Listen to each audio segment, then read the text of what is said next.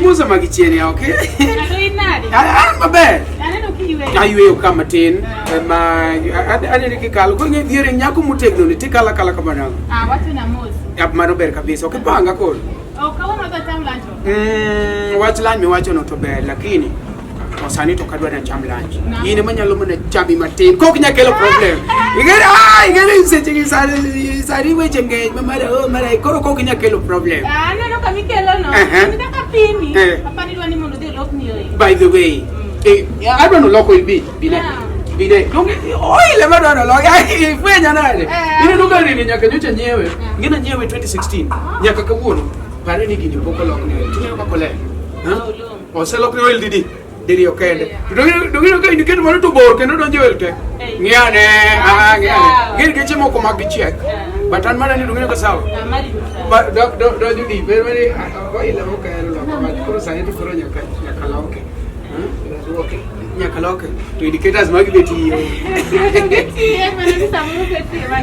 beti masamuru keke luo mano alio maisha to be seko je to go clock tomorrow dine madani waje jet mana mwido na goi kana ni waje dungi kamikelo mana kelo mane kama wadi magu weche mage bichako na go nyako weche kumuno ni mane kumuno we mane angamo ko ni mane atiga chadwa no lock ni kumuno we mane angamo war inyalo chunge angamo wari nyalo chunga dondara idwa ni ket warok na donge mane maponi chung ipo na ni monda dia chiem iko na ni monda dia chiem modu